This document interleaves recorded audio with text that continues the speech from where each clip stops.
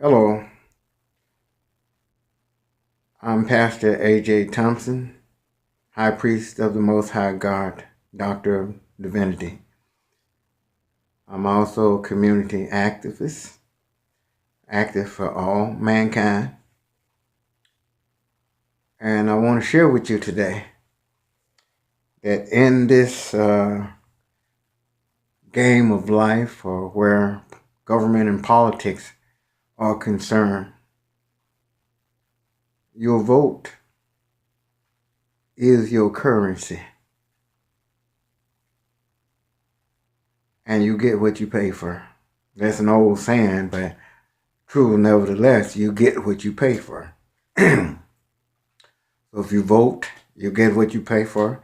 And if you don't vote, you get what you pay for, because that was your currency. If you don't vote, you get nothing.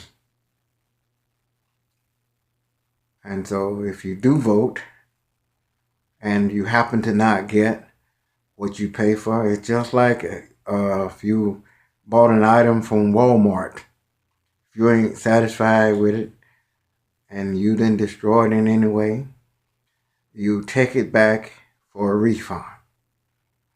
So your currency in government and politics is worked the same way. When you don't get what you pay for, you take that joker back and get your vote back. Get your money back. Get the time you spent on them back. You don't let them stay in office until the next election. You take appropriate steps to make a return by following the return policy that the Constitution have in play already. Also, each state and local government have return policy in play already. All you have to do is exercise it. And that works for both elected officials and hired officials. Another thing you need to understand about politics and government, and about this being your currency, is that you are the key part of government and politics. The people you hire and elected, they're not the key part. You the key role player. So you the supervising entity, because they work for you. You don't work for them. The sooner that you can understand that, the sooner you can start fulfilling your role in government and politics. The sooner we can end all this corruption and crookedness and all these crooked politicians turning a dynasty into your business, the business of the people, the well-being of the people. You see, it's your duty to supervise them when things go wrong. It's your duty to put a stop to it. It's your duty as a people, and it's your duty as an individual. So whether you vote or whether you don't vote, you still have the same duty to oversee government and politics. If you live in the United States, that's your duty to oversee government and politics. Granted first by God, then by the founding fathers and the Declaration of Independence, and in the Constitution of the United States, and then in the Constitution of the state governments and the local governments.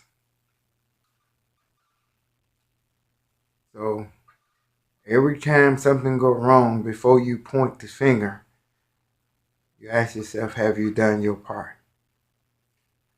And if you have not done your part, I want to ask you to point that finger at yourself and then get up off your behind parts and get busy fulfilling your role and supervising and removing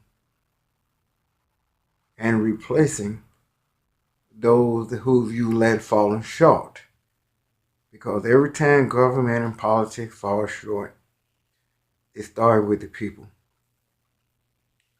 not the politicians, because they work for you. And again, just like any big business, when people don't do the job, you get rid of them and get somebody who will. And you keep doing that until you get somebody who will. And you don't let nobody do a hostile takeover on your business like it have been for so many generations and hundreds of years in the United States. Too many people stay in office too long because you don't know your position. You don't know that you hold the currency to operate things in government and politics. That's all I have for you today. I'm Pastor AJ,